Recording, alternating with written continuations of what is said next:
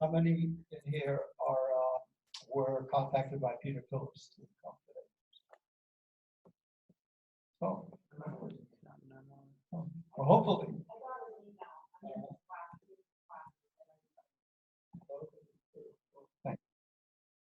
So I think there's a lot of social justice issues. So to me, this little phrase about you cannot have peace until you have justice. And there's just so many layers to justice. And I'm really thrilled that this tradition of a social justice week has continued on this campus. Although I will say, because I was here this week for another presentation, and there's so many chairs in the room and not very many people.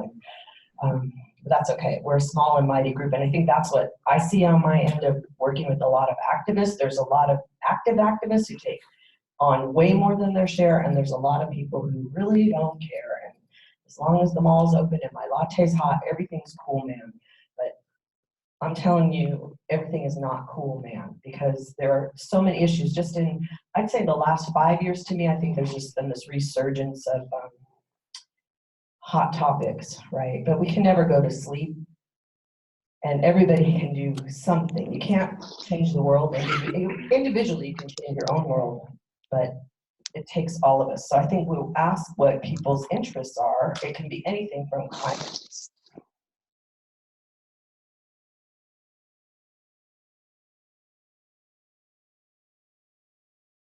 change in the world.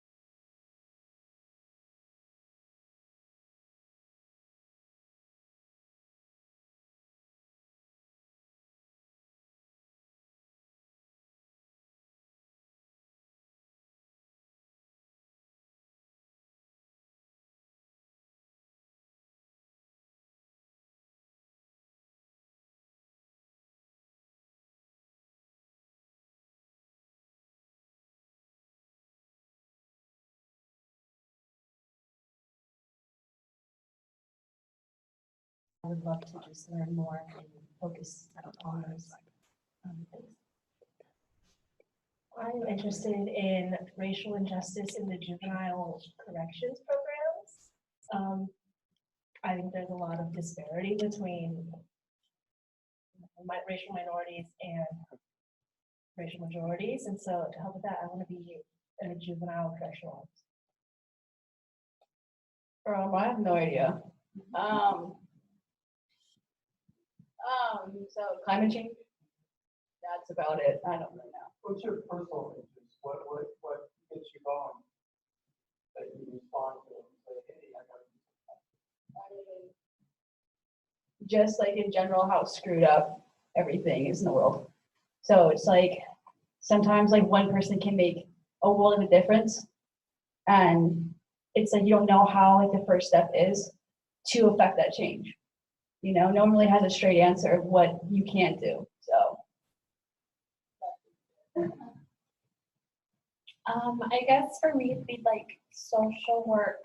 I work with a lot of homeless people and people dealing with like drug and alcohol abuse, and I see a lot of different people, I guess, every day. Like I work at the health center, so I see every day is something new, a new challenge presented, and I just feel like I'm so limited in my scope of practice as a medical assistant that like it's just something I definitely want to pursue further with a degree. So for me, it would also be social work. As of right now, I work with like kids at a psychiatric hospital. So it kind of like sucks, you know, hearing about all the, like their stories, you know, why they're there. I just hope to like do something with them in the future might help. Okay, just a second. So please come join the circle and introduce yourself quickly. And we're going around just talking about what our interests and how do you. We'll get Derek in a second. So I'm Caitlin Henry, and some of these students are my current students in the Institutions and Inequalities class, or past students of criminal justice. The students behind us are in the class that is putting on this event, so they'll introduce themselves. But we also have online, hello, Gracie, Jordan, Lovedeep, Modesty, Paula, Rachel, Sennett, Victor, Cameron, and Kayla. So they're all joining us, but And can they join us here so that we could look at each other and I did express ask them ourselves? to join us here. Okay, well, I'll echo that. Please come join us. Really, we got chairs in the circle. That way we can, you know, engage each other better. So I think Nancy got the mic back. Is it on? Okay. Hi, my name is Nancy. I'm a criminal justice major. And then following up on that second response, I think I'm interested in like social work and immigrant rights most. I'm not really sure exactly how I could put myself there or how to get there, but yeah.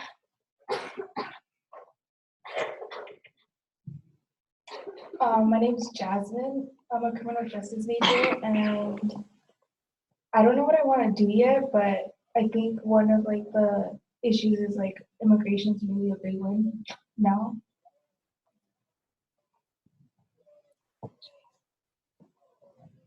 What are we talking about?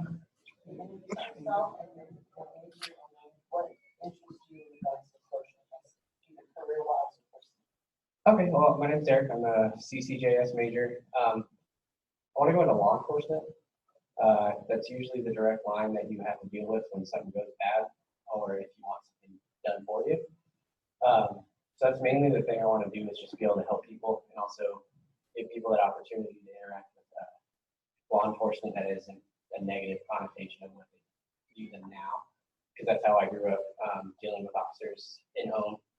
I always felt safer when they showed up, so I want to give people that opportunity to feel safe when I show up rather than be scared. Thanks. Anybody else? Yeah, I'm Sean Zirkle, and I'm a criminal justice major.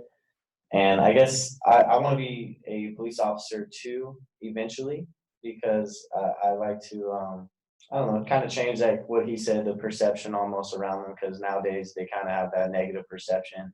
And even me growing up, I had that negative perception about them. And so I'd like to be able to try and, I don't know, for wherever I'm working at, try and change that a little bit. Thank you. Hi, I'm Michelle, and I'm a sociology major.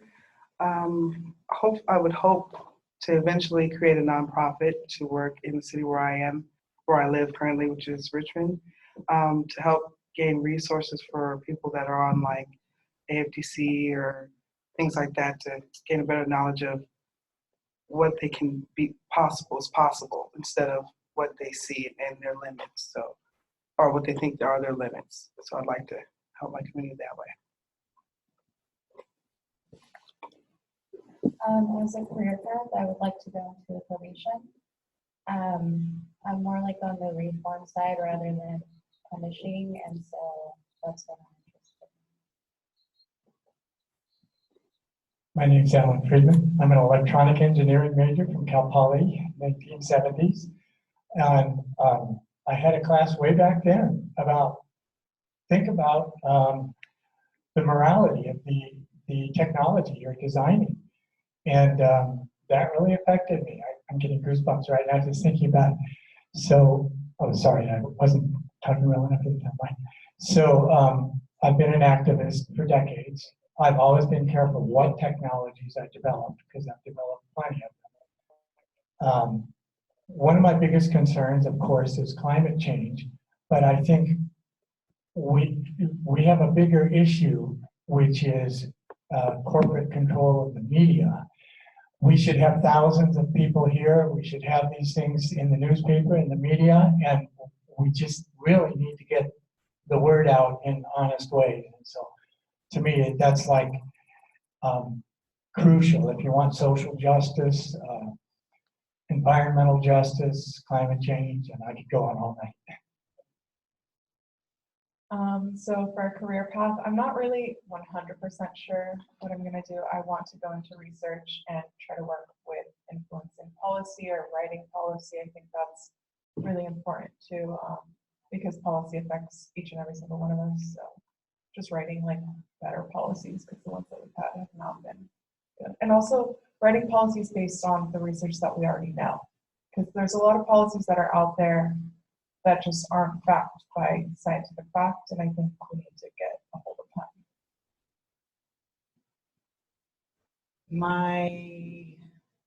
I guess my main goal is to go into social work to become a licensed clinical social worker, so I can do therapy or have multiple options. Mental health is very big for me, especially with the aging population and people understanding the differences with dementia and Alzheimer's and Parkinson's and those things. And right now, aside from like recycling and those things being important to me, homelessness and seeing homelessness in Santa Rosa is really affecting my life every single day.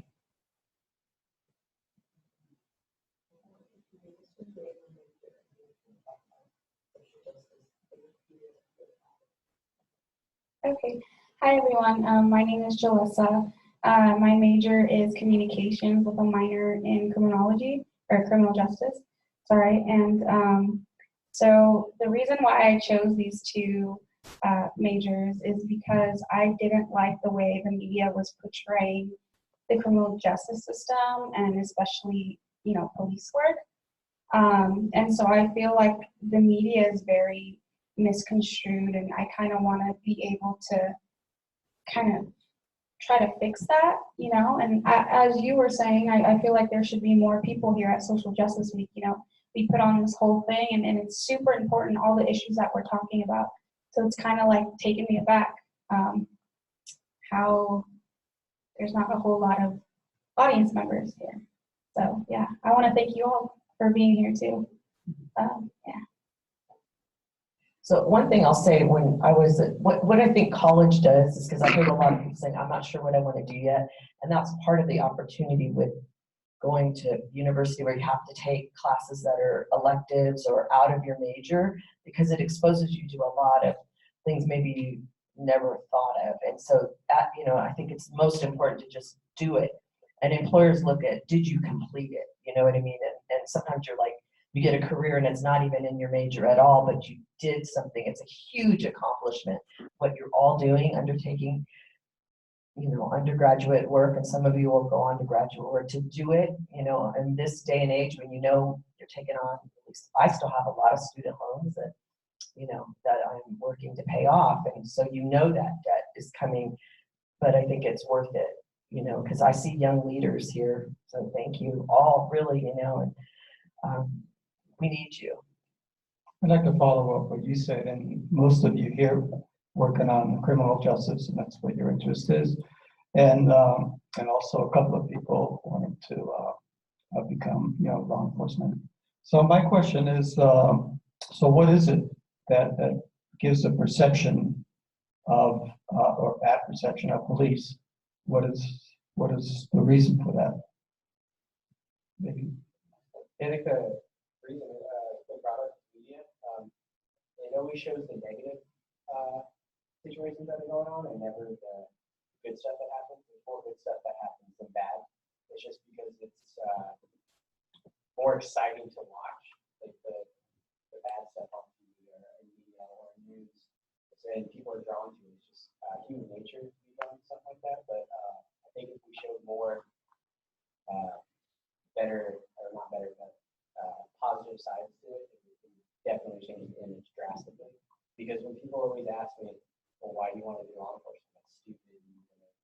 shot, you're gonna do something stupid, you're gonna get arrested, something dumb, and it's just like, well, when everybody asks me that, like, why wouldn't you want someone who has a degree or a little bit more life experience to go into that career path to show people that not everybody's the same as what you see or media. One of the major things is a lot of people get their news from Facebook, and that's never a good news source, and a lot of people will not fact check or go any farther. That's what's causing that issue. Can I ask, just follow up on that? What about communities that are affected by law enforcement in a negative way? I think it'd be more interaction together. Obviously, there's a lot of negative out there, and it's hard to change it sometimes. But I think it's just working together. Obviously, yeah, I don't have a huge idea on how to change it. Anybody else? Really loud. Well, I think they want us to get the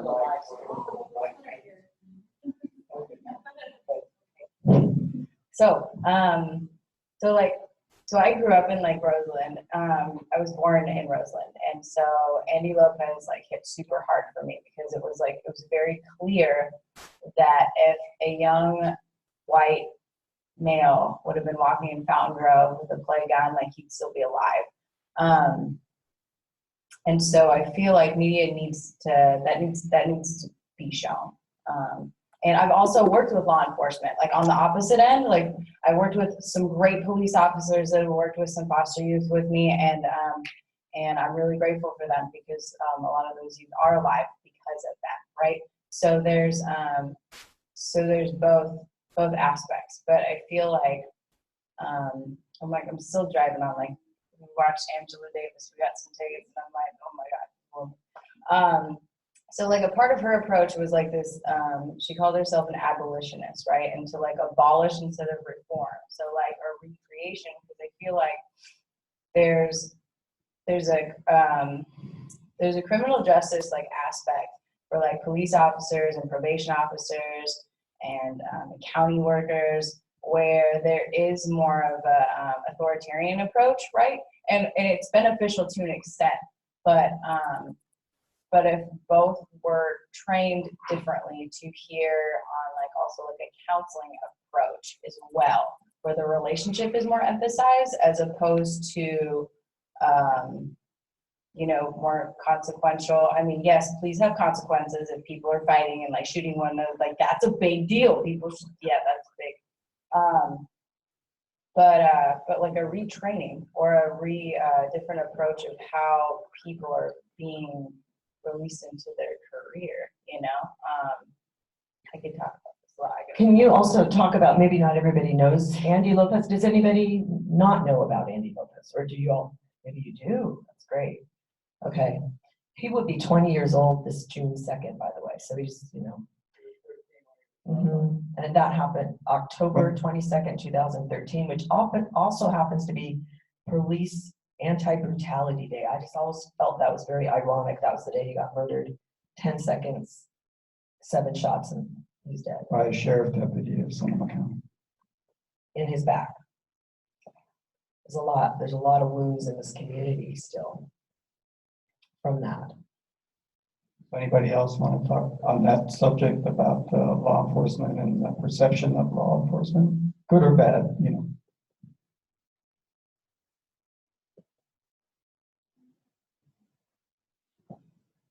So I just kind of wanted to say that I feel like there are some instances of police brutality where it should be shown, like in the media, while not all instances, like on Facebook, for example, it could seem like a bad situation, but without fact checking it, you don't know who was actually in the wrong, right? So what I'm trying to say is it kind of just takes away from those instances that are really, really important, where you need to see like, yeah, that actually was police brutality. We should do something about that. Yeah. Do you think racism has something to do with it? Yes and no. So when a white person walks out the door in the morning, the experience during the day would be different, you would think, than a person of color, a black person coming out the door and their experience during the day? I feel like it has gotten better, but it was really bad at one point. Yes. Okay, anybody else? I want to chime in because I'm going to share my personal story. I have 4 biracial children. Their father's African American and was there when Martin Luther King gave the "I Have a Dream" speech because he's from DC. And they grew up in Sonoma County. Definitely an issue. Definitely. If I had white children, I don't think my kids would have been pulled over for doing nothing, by the way, in front of our house twice, 2 different kids, 2 different years. Definitely racism plays a factor. My partner is also African American, a different partner right from the father, but he never got a driver's license because he never wanted to be driving while black, because people are racially profiled, and I think people don't often understand it or believe it. If it's not, it's like something maybe that happened in the past, but I think in my years on this planet, I'm seeing a resurgence of it, not just here, but all over the place. There's definitely, and what you were saying about that retraining, I think a lot of times maybe law enforcement are not trained. Maybe they're not like this man who's getting an actual degree, right? I don't think you have to have a degree, do you? Right? Yeah, it's like less than 1% of police departments in the United States. So that, associates. that's a big issue right there. And that counseling and that training, if your goal was to not go for the firearm, but was to how do you de-escalate a situation, that's our number one thing. Everybody's gonna live. Nobody's gonna go away, crying because now their family member's dead. I'm going to say 2 things, and this is so out in Guerneville, where the sheriff's is more predominant. Several years ago, there was a young man having a mental crisis, and something happened. I don't know all the situation, and he ended up getting shot. And then his mother was there.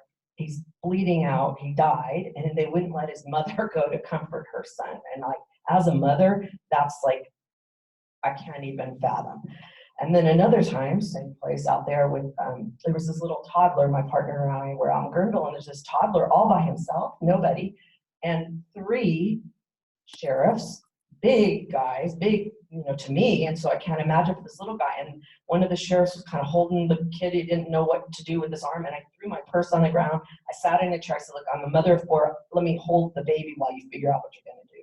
But what if I hadn't been there, right? And then there's a lot of that, and I think it's good with the cameras. It's good, but sometimes, the law enforcement cameras, but also the cell phone, that sort of changed the game for people, because now it's not just word against word. It's like, oh, look what really happened, and look at all these different angles. But a lot of those cases aren't getting prosecuted if it happens to be law enforcement's actual fault. They are getting, we just talked about it, the event here yesterday, it's one law enforcement agency overseeing and investigating the other. That seems to be an issue, right? Like so that's where your word was not reform. What was your word instead of? So it wasn't my word. It was from when Angela Davis came and spoke. She had used the term an abolitionist, and so it's to abolish what we already have, because it's clearly not working. It's 2020, and shit is not okay. Excuse my language, but it's not okay. It's okay, Phil. Oh no, I was just going to touch on. It's just I feel like it's more accountability, the lack of that. Because throughout the years me growing up, I feel like there was just less of that. Obviously one major one, which was Trayvon Martin, which changed everybody's lives and how we view how, African Americans or people of color is treated. Like if we are seen as fault, if we do anything out of the ordinary or out of what we call, I'm gonna use a term called, out of quote unquote whiteness. Because if you do anything out of, natural, then you're like, oh, you're doing something to attack me, or there, people feel feared. And I feel like once we acknowledge that, that accountability, that you are scared of somebody of color because you don't know them or don't understand their culture, then that's where I feel like the step is going to be, better at. But since we, the officers don't want to, they feel like, what they do is to protect themselves. They don't need any more training, and that all the training that they have is, enough. Then I feel like that's where the tug and pull is at. Just also to segue, and we're talking about that maybe most of the law enforcement officers are good people, and I tend to believe that's true. But when I see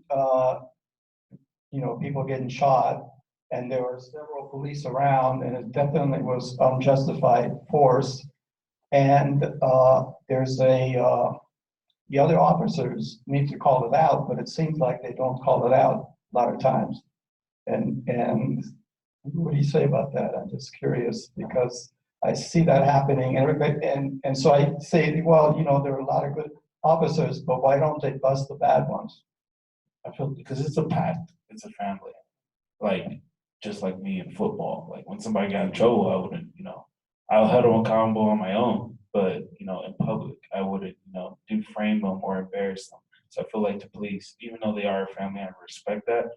But there's some times where there's a line where you cross, where you have to embarrass that person and single them out. But yes, accountability. They're so in tune with what they all went through. The training. It's a special training to become an officer. And since we all went through this, we're all family. We're all one. And so I know there's we all heard there's Facebook groups, Facebook groups called, police against, Black Lives Matter and stuff like that. So there's always I want to say, families or whatever that, protect themselves. So that's where that comes from. That answer is it. I feel like you also got to look at it from a perspective of a police officer. Go ahead, talking to them. Sorry, working. There we go. So officers go through all this training. If they have schooling and stuff like that as well. Well, I forgot what point I was getting to. Imagine doing that, and then you go into this situation or this career where you create this family, and then you see something bad happen. In that situation, if you call it out, it could ruin your career and your life at that point as well. Or if you follow through with it, it could also screw you over. So say something bad happens, another officer does something bad, shoots someone using excessive force, and you call it out, that whole department could chastise you. And then you could be ruined for your whole career. I understand you want to call it out as much as you possibly can, but it also career as well. And if you've been doing it for years and all of a sudden your whole life is ruined just because you called somebody out on that situation. Don't you think that you're working for the community? The police are working for the community. That's the responsibility, is to be accountable. So the responsibility of a police person who sees something that's not justified happen, the responsibility is to call it out, not to protect somebody who actually committed a crime. Yeah, no, Is that right? I agree. Well, it's not protecting the person who the did a crime community as much. No, not at all.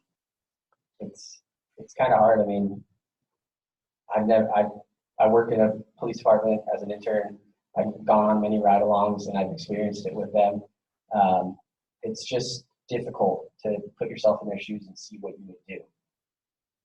But the bottom line is to not protect a bad officer. No. And you have to consider the family of the deceased, right? Of course, no, I agree. Right.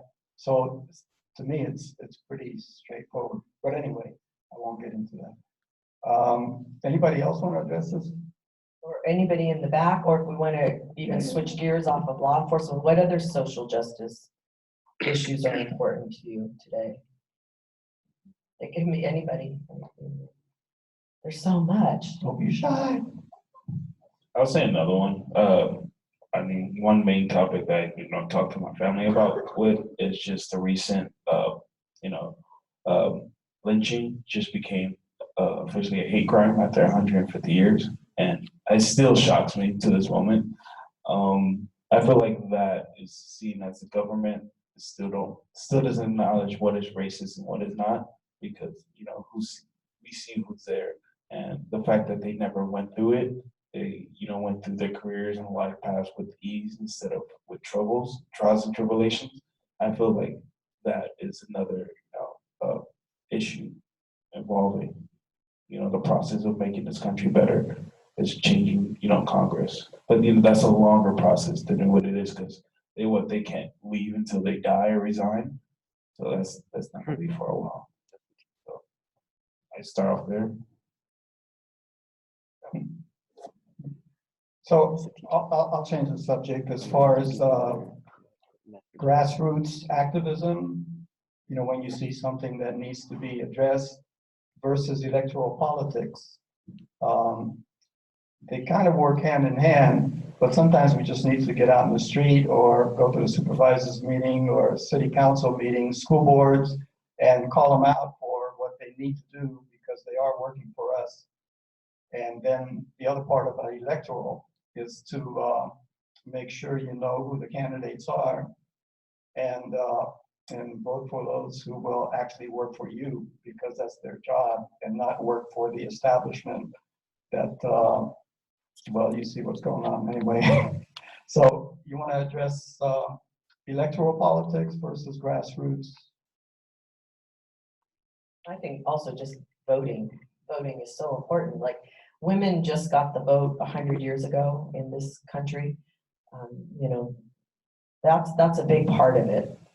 To not vote, there's countries that it's mandatory, but if you don't vote, it's not punitive. And I think maybe we need to go there where you have to vote. And not just the presidential election, but the local issues. I think it really matters. And people think, oh, it really doesn't matter. Well, if it didn't really matter, there wouldn't be so much shenanigans in the big picture, right, on the presidential level where there's a lot of game playing going on.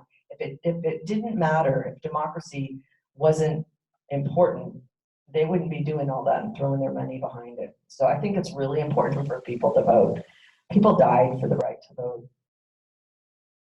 So student, who would like to address that? Voting issues and electoral. Raise a hand. Who voted?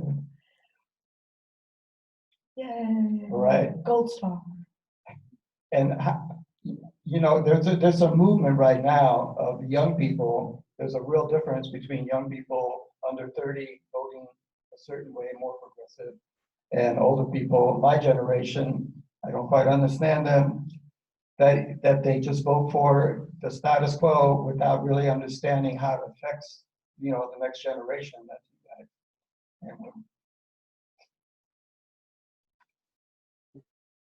No response. Come on, say something.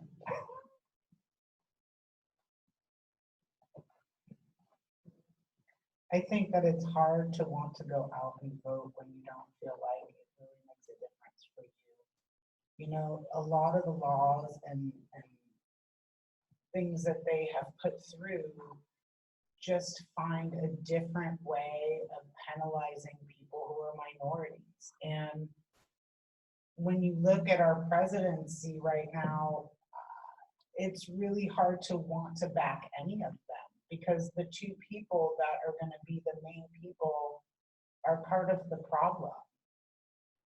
I mean, as much as I want to think that even, I'm going to say Biden, just putting it out there, is like a solution to counteract what's happening right now, I'm not impressed with him either. And it's all shenanigans.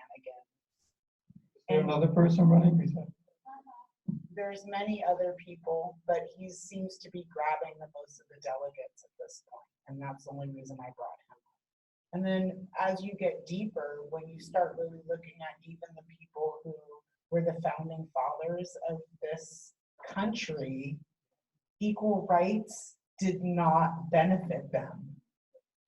And so when you have this, and you have religion that basically was a fire under a lot of people at that time, how do you change anything? People and their opinions and what they think are right has been instilled in them since they were babies, and it's generational. And if they don't see it as beneficial to change because it doesn't generally benefit them or affect them directly, how do you change that? Or how do you even want to go about trying to make things to be different? Do you think it helps to get out in the street and protest? I think that everyone has a different way to get out to help. I think that if you are someone who can do crowds and be around all that noise, great. In some I think countries, that's how we got a lot of changes though, and that's how women got the right to vote and went against everything that was Civil going rights on, movement. the war and all of that, yes. And I think that those are what made the difference, yes. And I think that the internet, in my opinion, would make it easier for people to come together. And I think in some issues it has, like climate change and the youth. I think that has been a big driving force to get them out there and to be able to connect with each other on a global level.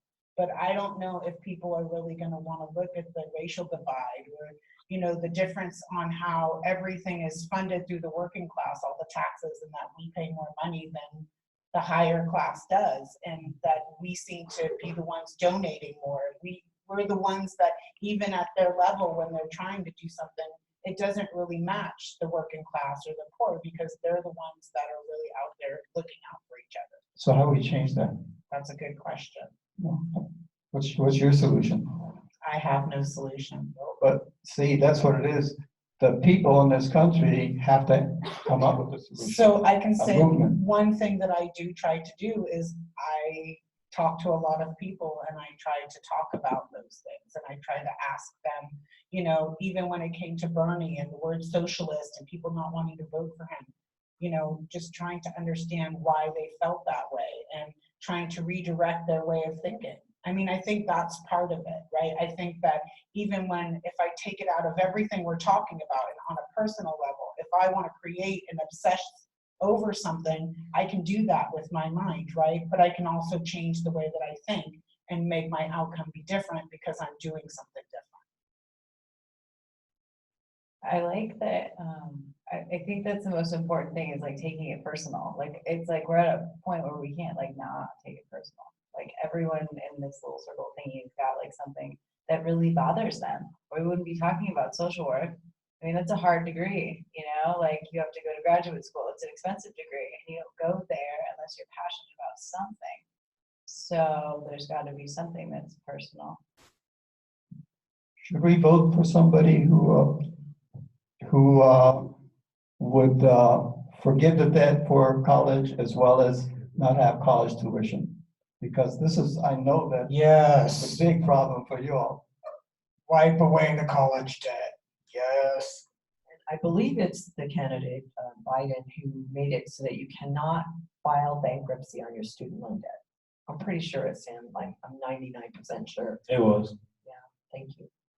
That's not okay. That elite class doesn't have student loan debt. They cannot relate on any level. And the other thing is voter suppression, right? They don't want people to vote because that doesn't benefit them. And then whatever happened to all the skilled trades? Because a lot of people are not getting trained to be plumbers and electricians and hairdressers and all of those skilled trades that we really need still. And, you know, we're a 501c3 nonprofit organization, so we can't promote candidates. But I just want to say there is a candidate who wants to forgive college debt for one thing and make sure that we have education without a big cost, as well as the health care for everybody. How you all feel about that? Good. Awesome. I mean, it's better than what we have now. I'm gonna be honest, I don't have health insurance. WebMD is my best friend. It is what it is. But it is what it is, but we can't allow it, can we? Oh, no. Right. No. And that's where she said voter repression, where it was the main thing. People, I know my best friend at UCI waited 9 hours just to vote. What? Like, who wants to wait 9 hours? Some people miss class, work, etc. Like, it's those type of events I feel like it's, you know, draining the youth or people my age because, like, not our attention spans are long, but we don't want to wait in line. This is like, We don't wait. We don't even wait in line to get tickets. We were all online and everything. So I feel like maybe another change is maybe changing the how we vote, but at the same time with this hacking situation, and we can't even trust the internet. We can't even do that, go on that route. So we still have to stick with, in-person voting, and that's where that situation is. So maybe we should open up more polls. So can we make that happen? Yes, of course we can make that happen. That's always, we can always make anything happen. We just need the firepower.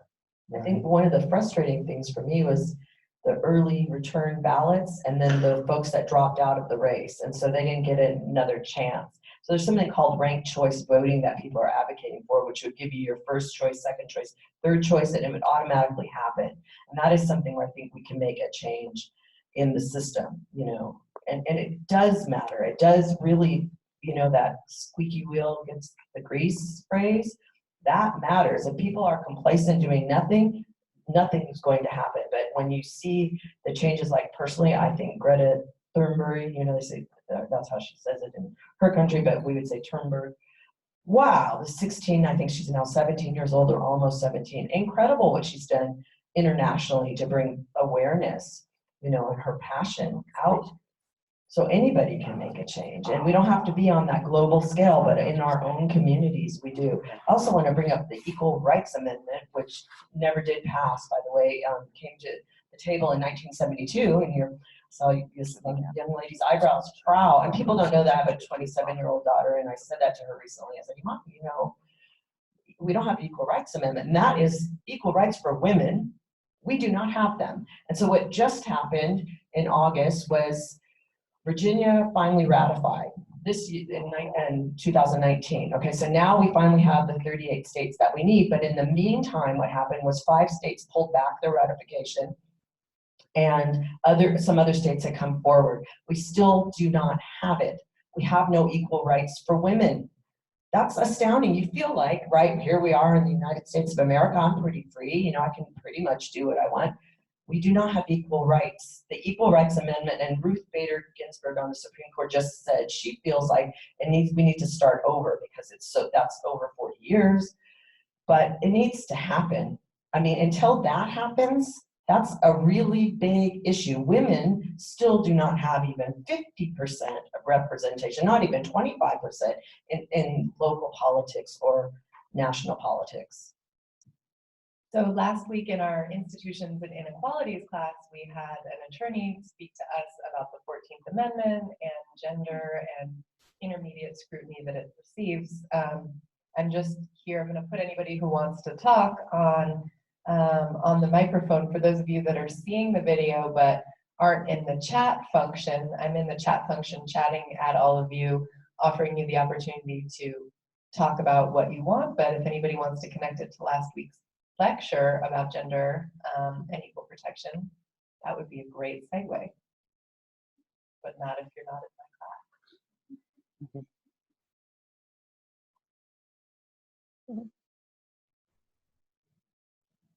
Well, anybody? Okay, in that case, I'm going to segue to something that is gender neutral, which is the climate. And what are we doing about the climate, especially people of your generation, the students here, in making that change? There were big demonstrations throughout the world last couple of years, several of them. Anybody want to speak about the climate and how it's affecting us and will affect us? As with the UN report, it's about 11 years that we need to either turn things around or we're effed. It's serious stuff. It's our planet. So I thought I'd just mention it. No rain in February. Now we're into March. There's no rain here. And I've talked to elders. I said, in your lifetime in, say, Northern California, have you ever not seen rain in February? The answer is no. This is not normal. It is not okay. And then there's no snow in the Sierras, so that if we don't have snow cap there, our lakes then get depleted. It is really, really serious. it's a serious thing. When I moved up here, I grew up in Los Angeles. I moved here in '86 to go to Sonoma State. Yeah. And I see all these logging trucks all the time. And now I hardly ever see them. I'm kind of shocked when I see them. I was shocked back then, but it was such the norm. And now, like, unfortunately, you all didn't get to see how beautiful it was. When I moved up here, it's like, oh my gosh, all these redwood trees everywhere. And you can still go to Armstrong Woods and you can see a little, couple, 3 trees, and they look really sad because all their family are gone too. Their tree family's gone. And that's the thing, is like now we see malls and parking lots. There's that song about paradise to put up a parking lot, right?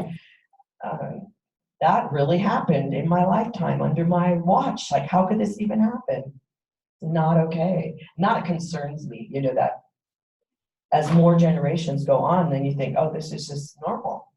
This is just how it's supposed to be, but it's really not. It's really not. So, yeah. 200,000 people evacuating for a fire is not normal. Gracie wants to know, what are some ways we can help fix it?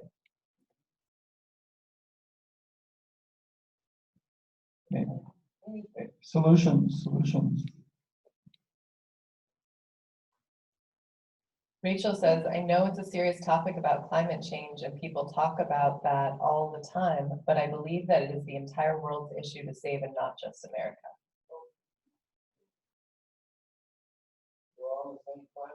I think we haven't figured that out over so many millenniums. We haven't figured out that all humanity is sharing this one planet. We put borders up in between people and put walls up, keep people away from each other. But we're all responsible for this one planet. Otherwise, we don't survive. Comment on what's her name? Hi, Rachel. To comment on that, it's just not.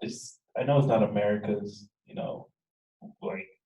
want to say we have a responsibility, but we lead. Obviously, we lead by example. A lot of things that we've done. Obviously we take away from other countries, but most countries look to us. That's why a lot of countries immigrate to America. But if we're pulling out of what the France France agreement, it just says that we don't care about the environment, but we do. We just need to elect somebody that does, and that shows, and that goes right back to voting. So it's just that we need to go and lead by example. Not recycling, it's like not doing enough. We just need to do more environmental things on a political level to change. Oh, scared to change these things. I lost my train of thought. But yeah, that's it. I was thinking that I want to say that there used to be like a higher emphasis on like solar and like leaving a carbon footprint a couple of years ago. I mean, like when Obama was president, and there was more talk about these issues. Like I don't even think we even talked about any sort of economic change while Trump's been in office. I mean, it's not. I haven't followed them closely, yeah. I mean, we have a fire season in California, now, and so that would be interesting to see if like the increase of hiring people back in like parks and recs. I know there's a lot of funding that was cut from there, but I don't know the extent of that. What are your suggestions? Because I feel like you guys know. Well, I just want to respond. We did pass a bond this time around in Sonoma County where there's a small tax that will give fire and the institutions that work on the climate here some funds to actually pull that over. I think there's been a fire season in California, but never like this. Never like this. This is not normal, and I don't want to see it become the new normal. It's like, oh yeah, it's just how it is.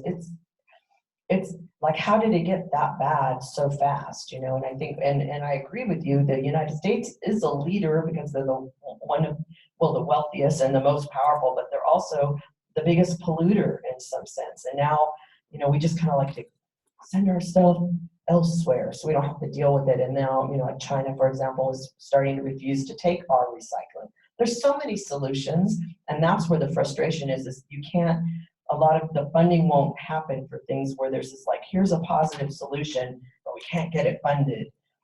That has to change, and that goes back to voting again and making policy changes. Who was talking about wanting to do policy? Maybe there was a young, maybe she left, but she was talking about wanting to make changes on the policy level, and I think that's really critical. So I wanted to say one other thing. I think part of our issue right now is when you have a leader that doesn't believe in climate change, and then you have a whole bunch of people that believe in what this person says that may not have the education. Like an example for me, I learned about fracking and how he's allowed fracking to start off of some coast or whatever, and it's creating earthquakes. A lot of people don't know that, right? And I think that I don't know how to make change other than my own personal voice, right? Because I am not one of those people that can go to the rallies, but just really hitting it home. And I think that that would be one thing to implement, would be to start really getting a big push with the science, and making sure that people really understand that, yes, that those plastics that they're buying are going, like the video we saw before this with the previous lecture, and where they're going and what happens to them, the hard plastics. So can we put a pin in a question about explaining what fracking is, if you can explain that? And I want to try to unmute Gracie and see if you can make this comment if your speaker's working. So Gracie, do you want to make your comment? I'm unmuting you. Yeah. Can you hear me? Oh, you don't have a mic either. Oh. Oh, wait, can you hear me? Yeah. We hear you, Gracie.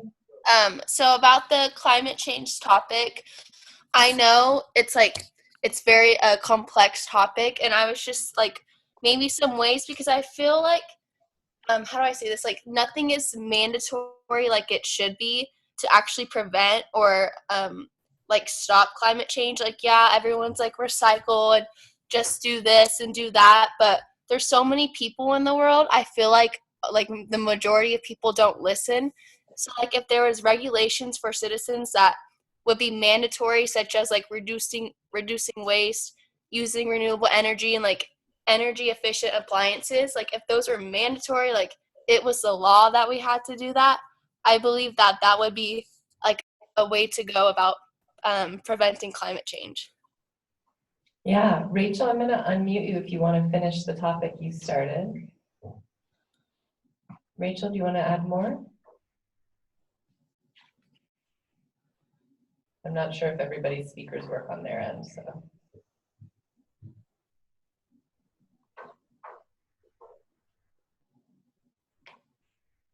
Rachel's trying to figure out the speaker situation. So we'll leave Gracie and Rachel unmuted, and if anybody else wants to be unmuted, let us know. So we had a question about if you could explain what fracking is. Rhoda, I'll talk about it a little bit. So they're extracting, I'm going to say, the last of the oil that's in the earth, because they've been, natural gas, by injecting it with water at high power to get this little bit of gas and oil, and it is causing earthquakes around the world, including recently. I was listening to my favorite KPFA, and they were talking about somebody was saying, there's all these earthquakes off of Puerto Rico, and they're not just happening like the surface, they're the tectonic plates. This is like not normal.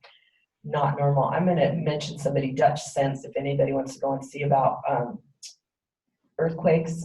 This guy they will ban him from the internet for a while because he's just so good. He does predictive modeling about earthquakes and volcanoes around the world, and he'll zoom in. He takes Google Earth and zooms in, and you cannot believe there's millions of extraction points in the United States. When you look at it, it's shocking. It's like, what the heck is that? And so we don't know, because we're not living, we're not like flying over the United States, but you can do it.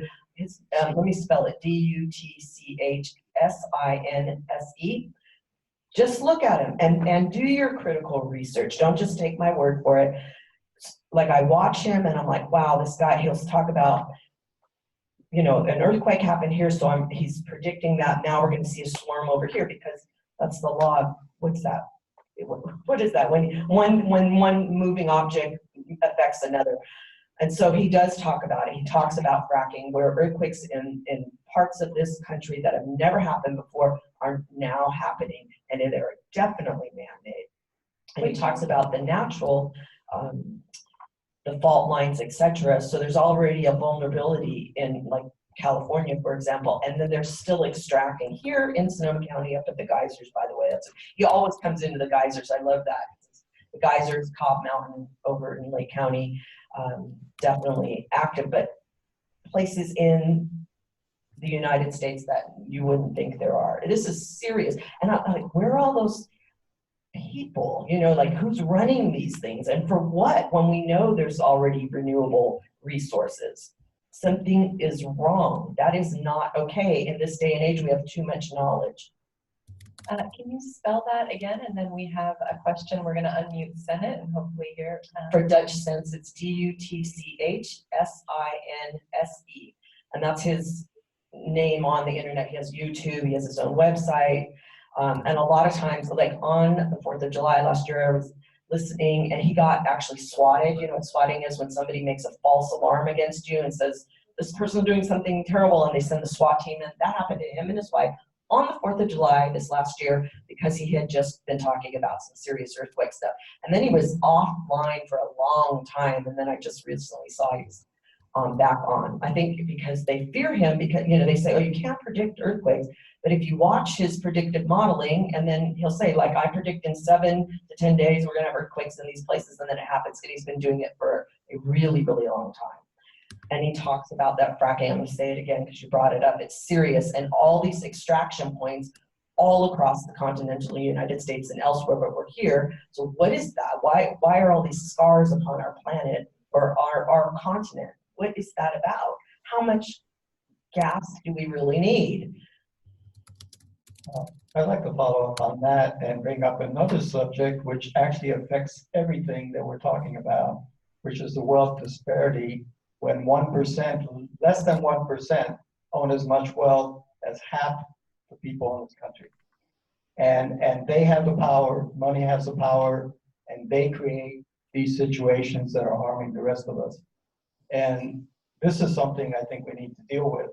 And they don't want to be taxed. They're actually getting tax breaks because of who's in office now. But this is the norm because most of the people in Congress are paid off. So they vote in favor of corporations, the oil companies, big pharma, the military. I mean, we're paying, and what does the military do? We're paying, half our budget is for the military, approximately.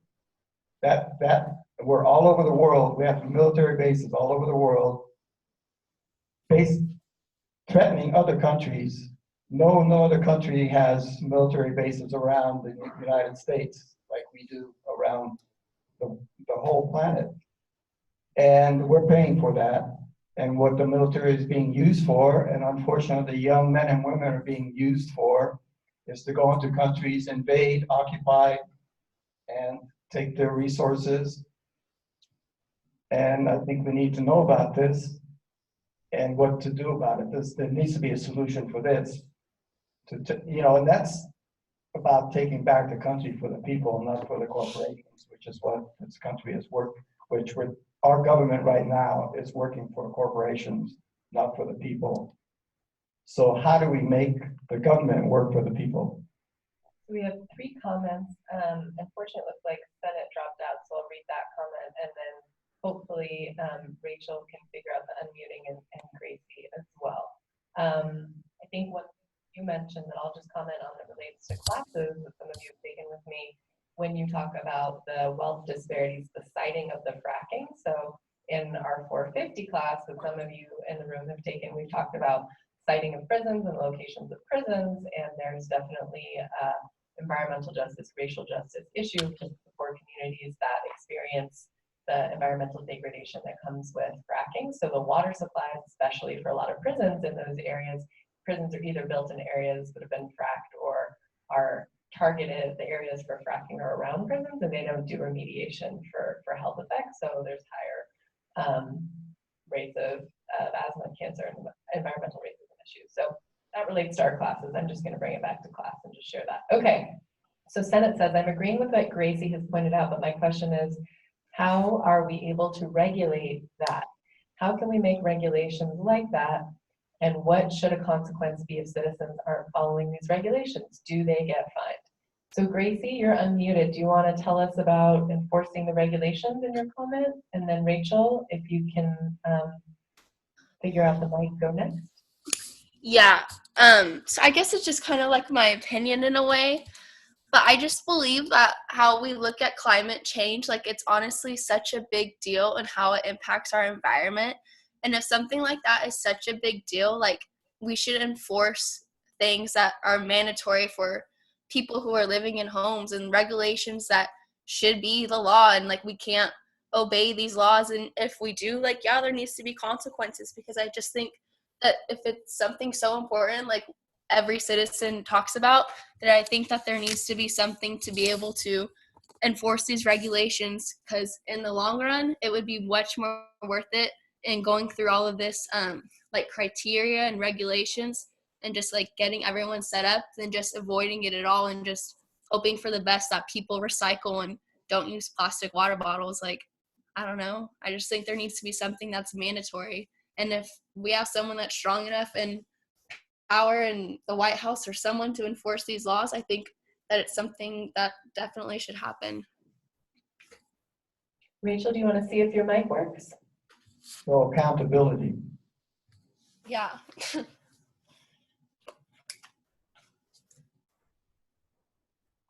So Rachel says, I agree with Gracie, but in a practical sense, how could we do that, like Senate mentioned? Regulating people's use of energy-efficient appliances could bring Fourth Amendment issues of going into people's homes, and I don't know if people would go to that length for the climate. In perfect place, we wouldn't mind because it's helping the climate. So how could we change that?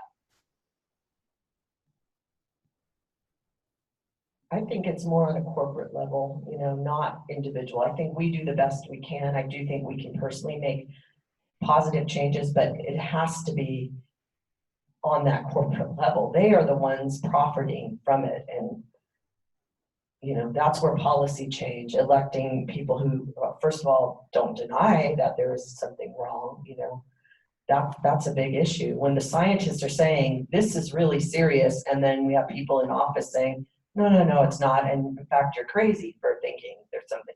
But they're the ones who have been doing the research for a long, long time. I think it has to be on a really big level. And how do we do that as individuals? Well, once again, it's like who we're voting into office, and not just that, because there's, you know, times when it's not an election year. It's, you know, writing a letter to the editor, maybe that's still effective, or, you know, I think not being silent, even if it's getting together with some friends and just talking about it and not pretending like it doesn't exist. Do you think capitalism has something to do with it?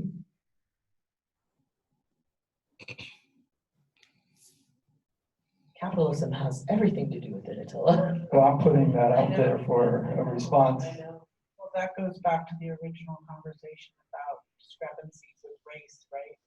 Because again, if it doesn't make money, why would they want to change, right? It doesn't benefit them.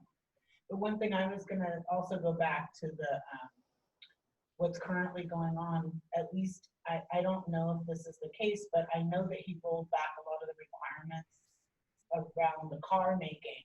But I think California is holding it to the original of what we've been doing, which that in itself says a lot, at least on that side. I think personally, part of our problem is we have way too many options.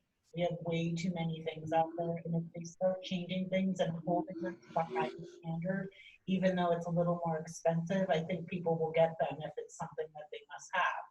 Gas prices go up really high and we still get gas, right? I'm just saying. What about mass transit? You know, so that train is running up and down the corridor, but it's expensive. It's not that convenient, you know, you get dropped off and then you're still really far from any place. So if mass transit where even, you know, I know places that where they are, it's a public service and you're not even paying for it. You're getting on the bus or the train or whatever, or these like cities that have the bikes, you can just get the bike and then leave it where, so things like that, where they're already implemented in other places and we need to implement that. But with the fact that everybody kind of needs a car to get around, you know, that's a challenge, right? And to bring it back to class, when we visited the tribe, they told us that they put over $1 million into the initiative that failed on Tuesday to increase the access to public transportation. We had another question/conversation topic. Online, people are interested in hearing what people think about fixing the homelessness situation.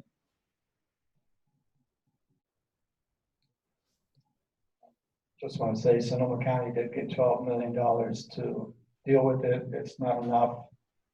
I think we have about 3,000 people still out in the street. And so they found a place for 60 people, temporary. For 3 months. That will expire, and then we need housing, obviously, but I'll let you all They talk came about out with solutions. something this morning that was announced on the news about some development where I think it's going to be 200 apartments, and then the bottom's supposed to help homeless people. I mean, that is something that's better to me than the modules, especially since they were out in the middle of nowhere and it's a sober environment, which that's not meeting people where they need that. I had a friend of mine that we were talking about this like 2 weeks ago. So so the department, the development commission of Santa Rosa, so they were talking about having a historic building be converted at the same location. I don't know, and I think it's something that has to do with Catholic Charities, but I'm not exactly sure about all of it. Yeah, and so what's your guys' thoughts on, like, I mean, okay, great, there's historic buildings and they're fabulous, they're empty, they're taking up space, there's people that are like taking up space too and they don't have a roof over their head. Like, great, thanks for serving your purpose building, but like probably use that for an actual purpose. Right, so part of that, and I think it was 14.1 million, by the way, how much we got. And so what I found out was, you know, like, that's a lot of money. Where did it go? It went to the sweeps. That's what they call it when they moved all the people off the trail. They call it a sweep, like you're sweeping garbage, or when people were living under the overpasses. So it's going to that. It's going to tow their cars because their cars, you know, they can't afford to register their cars. So that's where the money went. That's where it went. A lot of it, you know, it did go up to, but those temporary shelters, and I forget how much, those 60 units, it's astronomical. I think there were 4,500 a piece, and it's supposed to be until April. Oh, and then what happens? And so I think that's part of it, is they're talking about what they're going to do with those 60 you're talking about, those school goes. They have divided the money up to certain groups, like SAYS was doing their meeting at the Peace and Justice Center when I was just there. So there are smaller groups working on solutions, but it's really not enough because there's not that amount of money is not enough to deal with the great problem as it is. And so I'm just curious again, what would you do? What do you think is a solution for homelessness? This is a national problem, and it is about the wealth disparity. I mean, there's a handful of people holding on to billions and billions of dollars while we're fighting for crumbs. What do we do about that? In France, they get out in the street, man, and they say, you can't pass that law. You can't take away our retirement, you know? In Puerto Rico, same thing. People get out on the street and actually call for a solution or demand. It's not even about calling, it's about making demands on the people who are supposed to be working for us. Is that right? Like with homelessness, there's a bunch of like layers too, because a lot of people have mental illness, drug and alcohol abuse. I think in order for some, you know, a lot of, I mean, at least in my experience working like with some of the patients I deal with, a lot of the homeless people have been are dealing with drug addiction, mental illness, alcohol abuse, or even all three, you know. So I think coming from like a medical, having enough resources for them to kind of get back on their feet. And like a lot of these patients can't afford their medication, and it's a lot of follow-up care, and or they don't have insurance and they go to the ERs, and that's like wrapping up huge ER bills, you know. So I guess that'll also tie in with like healthcare as well, making it affordable for everyone so they can get the care they need to be like functioning, like really in basically be able to get a job and like maintain a job. But then also comes okay, like we have a full-time job, but can't afford to live here. So I mean, it's a lot of layers, and I don't think there's just one big solution for that, because I mean, I don't know. Like I personally, I don't know how I would help, because I think there's just so many layers to it that finding one big huge blanket solution, like, hey, this is gonna help me get a homelessness, but like, okay, I'm not homeless, but I have like schizophrenia, or I don't have a job, or I have, you know, so many things that I think it's really hard to just find one answer for everything. I agree. I think that cookie cutter doesn't work, and some people are so mentally ill, or maybe the disease of alcoholism, drug addiction, and they're not going to get better. So does that mean we just go, oh, well, you're just a dirty rat, you belong out there? No, these are human beings, and we're supposed to take care of one another in each other's community. And really, you talked about affordable, right? So 2 of my adult children, everybody works full time, but they moved back in because it is so expensive out there, you know, for anybody nowadays. It's just like ridiculous. And I was talking to my partner's son, who's almost 15. I said, you know, there's more empty houses than homeless people. I said, really? Looked it up on his phone. 6 to 1, 6 empty houses per homeless person nationally. That's a problem right there. That's a problem. They get tax write-offs if they can't rent their house or whatever. You know, once again, going back to policy change. Goes back to who has the money and who's holding on to those properties. Well, yeah, and then also like rehab centers, they're so expensive. Like we see a lot of patients coming from rehab, but it's like they're charging $10,000 to $25,000 a night, and people can't afford that. You know, they don't have the best health insurance that's going to cover that. So unless you have money or like family that supports you and all that. I mean, it's really hard. Your chances of like getting the help you need. So a big question, how do we create a society that has with solutions so that we don't have, people need services when they don't have it together because they don't have a home for one thing, or for whatever reason, you know, we grow up in different ways and people need help. How do we provide that? How do we create a caring society? That's really on us. It's on all of us. You know, we say they a lot, you know, like the government. The government is supposed to be by for the people. It's more than a cliche because that's their job. And so how do we create that society? You know, we have great schools here, and how do we educate young people, everybody really, to be good citizens, which means not just like patriotism, like I love my country, here's my flag and all that, but how do we actually take care of this country and the planet, because we're connected. This country is connected. We're all on the same planet. So how do we create a society that can work? Good question. I'm going to try to unpack that question. So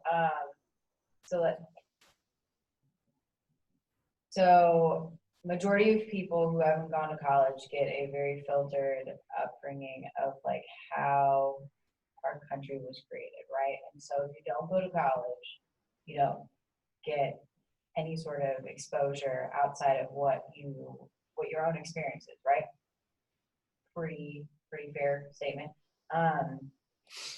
So then with that being said, like, yes, people need to get educated, absolutely. And then, you know, find their passion and like follow through with whatever movement that they, want to be a part of. But I feel like a large part of it to circle back with like where would you give funding, because the people who are receiving the funding aren't giving it where it needs to be given. And so, like, I don't know a whole lot about homelessness, but if I had like $1 million or something, I would probably give it to you and your nonprofit, because like, you know about homelessness. Like, I don't feel like that's uncommon sense. So how do you change how funding is distributed? I don't need a mic, okay? I have a loud enough voice. Part of the problem is we are driven as individual people. Like, other countries take care of their families, they take care of their neighbors, they take care of their community. We don't have that here. It's survival of the fittest, and what you can make and what you have and what you drive and all of those things. And it's not in my backyard. I am on Nextdoor. I joined Nextdoor when we moved over off River Road, so that when things were happening where I live, I would be aware. I kid you not, 450 posts all about the trail, all about the feces and those people with their reefer and the needles and the parks, and now they're moving here, and oh, my grandkids, and we have to move. Instead of saying, oh, I wonder if maybe if I put an extra garbage can, that would help part of the problem. Or maybe if I take my extra clothes down there and help people. It's like, that's the part where I'm having to disconnect, is, again, it all goes back to exactly the same thing the whole conversation started with COVID, right? Getting people in our, I don't even know what it's called, but these people that are making the decision. To me, it was a waste of money to purchase 2 homes and to put these people and house them and then bring all these people in when you're not going back to the same thing. Yes, okay, you're gonna get me off the street. I need some sort of training. I need some sort of therapy. I need something that's gonna help me so that I don't go back to where I just came from. You can't just put a Band-Aid on it, and that's what they keep doing. So, can I, we've got 7 minutes left. Can I read the other comments Yes, from yes. online? So another one, we built so many prisons and jails that house a majority of people with mental health issues.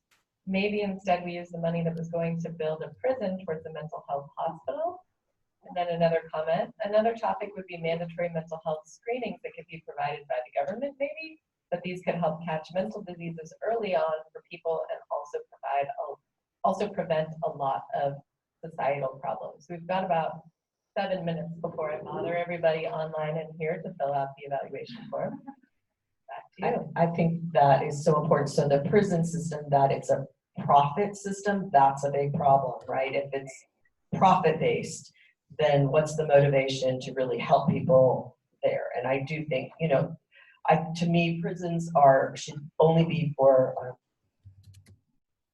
serious, you know, people who really harm other people, and maybe for some people in government who are harming others on a much different level. Maybe that's it. And then then we could make homes for people in mental health assessments, because I heard a lot of people saying they're interested in social work. And so what happens is, and somebody brought up how expensive that career is, and then you get into your career and now you've got this enormous caseload. And so you're only able to really do a little bit, and I think that's intentional too. So I think, once again, going back to policy change, we're really doing more one-on-one, or 1 to 10 ratios rather than these 100 caseloads.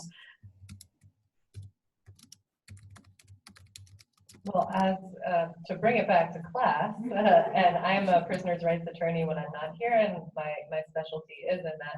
It's a very small percentage of prisons that are private. And in California, we have taken most of the people out of private prisons. There are some federal ones. There was legislation last year to end future contracts, but I think it's a red herring when you're talking about why we have over 14.1 billion in the CDCR budget to talk about privatization, because the administrative prisons for immigration or whatever we euphemistically call detention centers are a problem, and privatization is a problem. But statistically, the where we spend money incarcerating people to treat them, or expanding the carcerality of treatment, which in Alameda County they wanted to replace the jail with the mental health jail, and everybody in the mental health facility and the fight to close the jail that they did close opposed building the mental health facility. To me, it's not actually the privatization concerns, it's what's called justice reinvestment. So if you look at any of the literature and you're trying to get more into understanding investment in schools, in healthcare and prevention, whatever, the language people use is justice reinvestment. It's more about the prioritization on that side than the profit motive of supply and demand of having enough people to put in.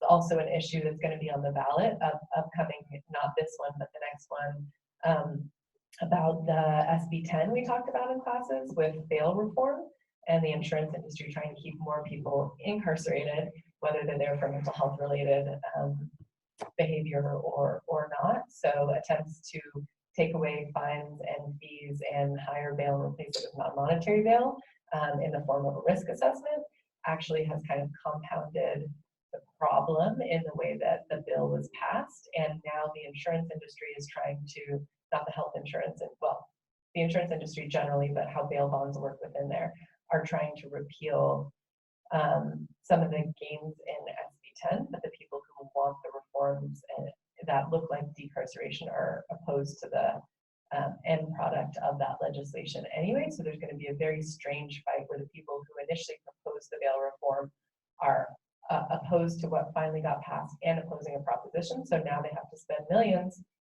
on fighting the proposition instead of getting better alternatives to incarceration passed. So just to bring it back to 201 and 450, 397. Well, I'd like to add something to that, just as a solution from the grassroots. There's an organization that we started. It's a coalition of several groups, actually, immigrant rights, social justice.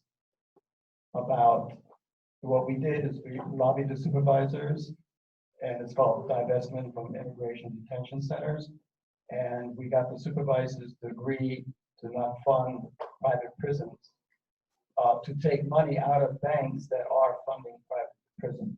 And there's a limitation on that because there's a state law that says that the treasurers of each county are responsible to invest with the greatest return, regardless of how it affects people or the environment.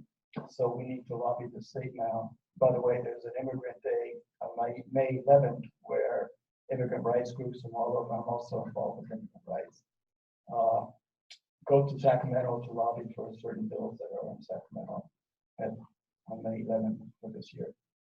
And one of the I just want to say that we need to work on solutions from the grassroots and then lobby the people who are supposed to be working for us and make sure that they're doing the right thing for the people that they're serving.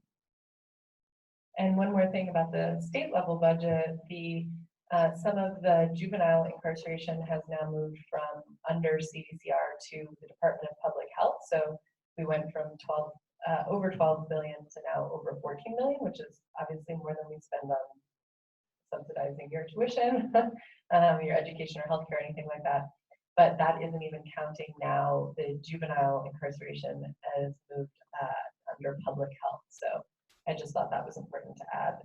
I haven't seen any more questions. We have 1 minute left to wrap up.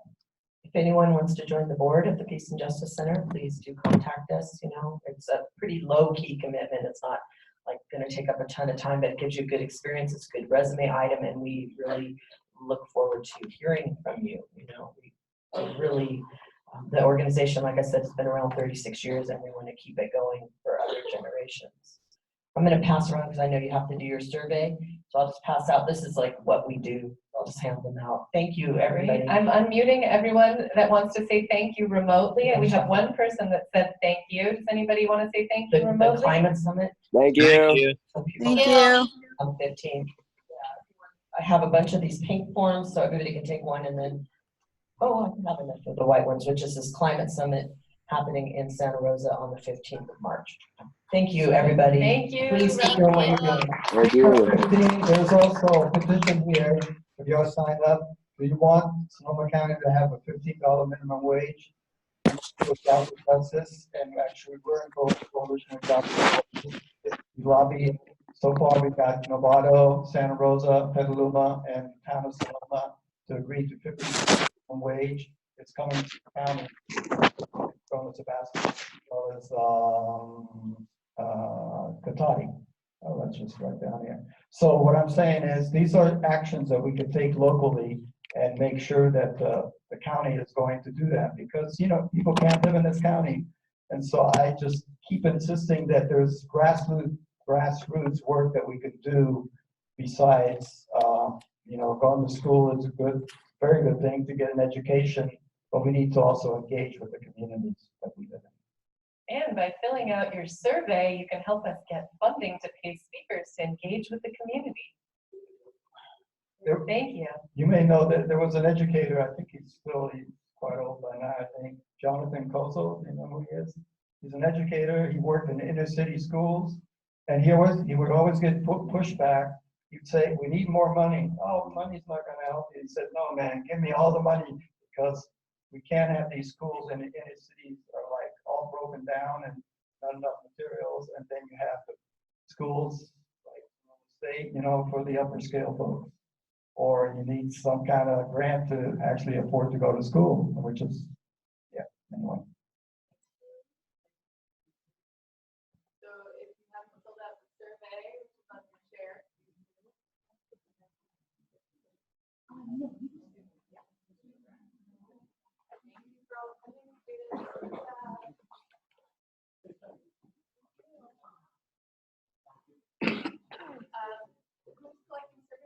Oh, That's yeah, I can me. take- oh.